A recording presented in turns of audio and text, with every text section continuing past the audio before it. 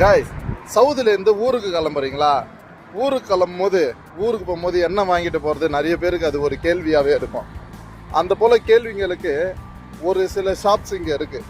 அதாவது நீங்கள் வந்துட்டு 5 ரியாலு விலை கம்மியாக நீங்கள் வாங்கணும்னு நினச்சிங்கன்னா அது 5 ரியால் மார்க்கெட் இருக்குது.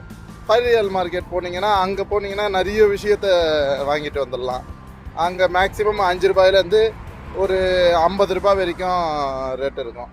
அதுக்குள்ளே நீங்கள் எல்லாத்தையும் வாங்கிட முடியும்னா எல்லாத்தையும் எல்லா பொருளையும் இல்லை, அதுதான் அங்கே உள்ள ரேட்டாக இருக்கும். ஸோ அது வந்துட்டு நீங்கள் 5 ரூபாயிலேருந்து 50 ரியாலுக்குள்ளே மொத்த பொருளும் அடங்கும். அதில் நீங்கள் கம்மியாக வேணும்னா 5 ரியாலில் வாங்கிக்கலாம், அதிகமாக வேணும்னா 50 ரியாலில் வாங்கிக்கலாம்.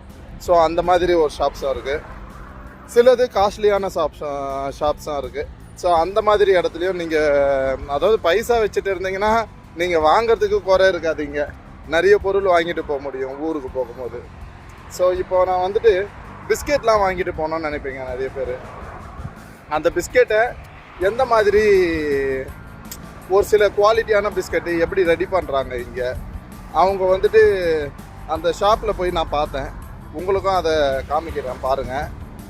ரொம்ப அதாவது அதெல்லாம் அந்த போல் ஒரு கிஃப்ட் பிஸ்கெட்டு வந்துட்டு எங்கேயும் கிஃப்ட் பேக் பண்ணி கொடுத்துருக்க மாட்டாங்க இல்லை கொடுத்துருப்பாங்க. பட் இங்கே கொஞ்சம் நீட் அண்ட் க்ளீனாக இருக்குது, நல்லாவும் இருக்குது.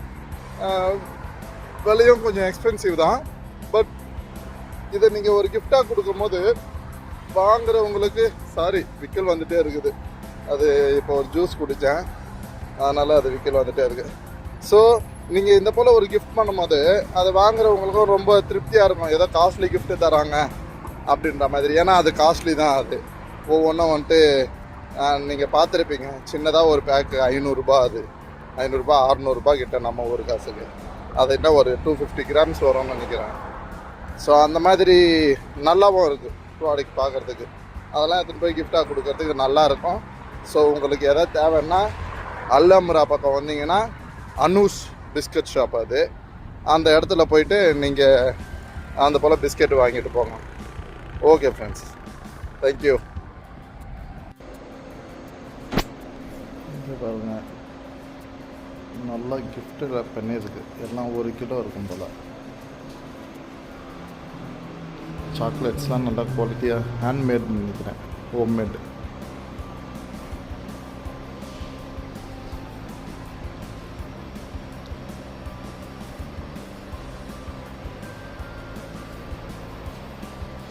இவங்களாம் ரெடி பண்ணி இந்த குக்கீஸ்லாம் எல்லாம் இங்கேயே ரெடி பண்ணுறாங்கன்னு நினைக்கிறேன். எல்லாம் கிஃப்ட் பாக்ஸ் மாதிரி பேக் பண்ணி.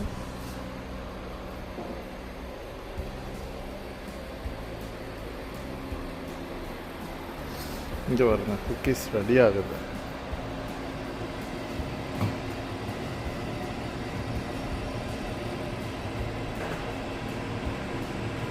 இது போல் இவங்களே குக்கீஸ் ரெடி பண்ணி அந்த போல் டிஸ்பிளே பண்ணி வைக்கிறாங்க.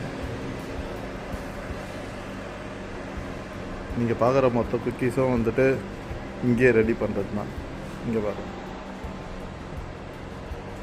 129 SR, 27 SR. இது 27 நினைக்கிறேன்.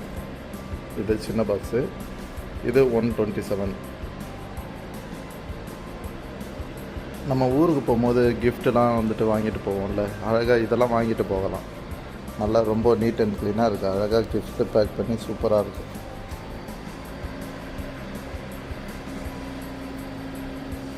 பாருங்க,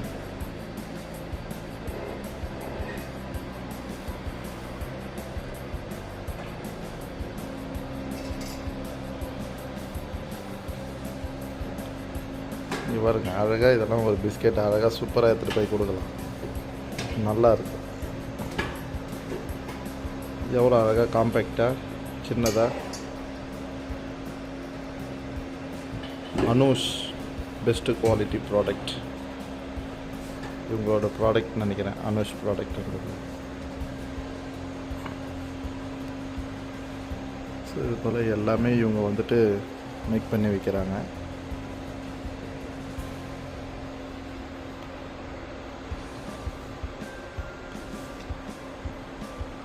ஊருக்கு போகிறவங்க அவங்களாம் வந்துட்டு இந்த போல் நீங்கள் கிஃப்ட் வாங்கிட்டு போகிறது. அவங்களாம் ரெடி பண்ண பிஸ்கெட்ஸ்லாம்